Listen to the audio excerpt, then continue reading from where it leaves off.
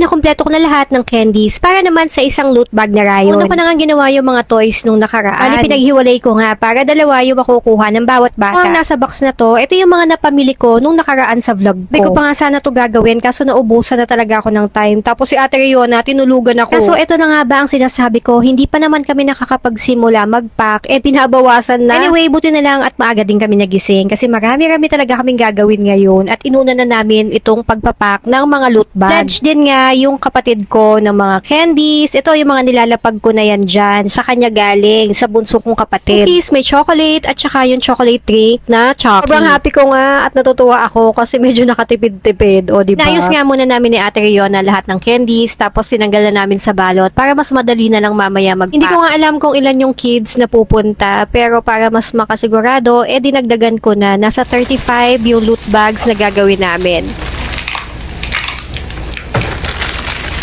Ito pala, problema natin. Alam nyo, parang first time ulit namin magpa-party kaya sobrang excited kami kasi yung huli, first birthday pa ni Ate Riona, sa Macdo din ginawa. 7th birthday naman ni Ate Riona, dito lang sa bahay kasi pandemic yun. Kaya natutuwa din siya at excited para sa kapatid niya. Ayan na lahat ng mga candies, grabe. Sobrang nagulat ako kasi halos mapuno yung lamesa namin. Kala ko parang kakaunti lang yung mga candies na meron ako, pero ang dami pala. Anyway, mag-start na kami ni Ate Riona mag-pack. Nilabas din namin yung isang lamesa. Sabi ko kay Ate Riona, gayahin niya yung ginagawa ko at binibigyan ko nga siya ng sample. Inuna ko na yung Chucky, naglagay din ako ng isang Oreo, isang Cadbury shots, klase ng chocolate, meron ding Platops, merong marshmallow, lollipop, jelly ace, at yung parang sour candy. Ewan ko kay Ate Riona, sabi niya masarap daw yan. Yung mga oras nga na yan, tulog pa si Ryan, kaya nakakagalaw talaga ako ng maayos. Medyo binibilisan ko din kasi kapag ka morning, pagkagising niyan, kailangan nakayakap sa akin. Pero nagulat ako sa reaction niya pagkagising niya. Grabe ang smile niya sa mga nakita niya. Kaya hindi siya mahilig sa mga sweets, alam niya, para sa mga kids siya na attend sa birthday party niya. Ayan, ang sarap tingnan at pagmasdan, nakakatuwa, sobrang nakaka-heal talaga ng inner child. Ay wait, meron pa palang isa. Ito nga pala yung sinasabi ko sa inyo nung nakaraan, yung mga tote bag na pinaprint ko na may nakalagay na for autism awareness. Tapos may mga ilalagay pa ako dyan na siguradong magagamit din nung makaka-receive. Ate Riona ko na din pinagawa yung mga stickers na didikit namin dun sa loot bag na transparent. Buti na lang din at may ganito kaming thermal printer. Hindi na namin kailangan magpa-print sa labas. Kaya nasa wakas tapos na rin kami sa pagpapak. Sobrang daming loot bag ni Ryan. Naisip ko nga na ito doon na yung birthday party ni Ryan ngayon. Kasi sa susunod, baka simple celebration na lang kami. Kaya naman, i-manifest natin niya na makapag-travel din kami. So ko lang din kasi na ma-experience niya na makapag-birthday party kahit hindi niya masyadong alam na birthday niya. Anyway, nagluto din pala ako ngayon dito sa bahay kasi dumating yung mga indos ko. At eto, bumili din ako ng maliit na cake para kantahan na namin si Ryan ngayon. Kaya paano nakikita naman namin na aware siya na birthday niya. At medyo lumalakas na rin yung pag-blow niya. At ayan, nakakapag-blow na rin siya ng kandila sa cake. Ito naman bandang hapon na to. Nagkapi lang kami, nag-food trip, ganyan, para makaikot din sila dito sa may San Fernando. O siya, ayun lang muna for today and see you next vlog.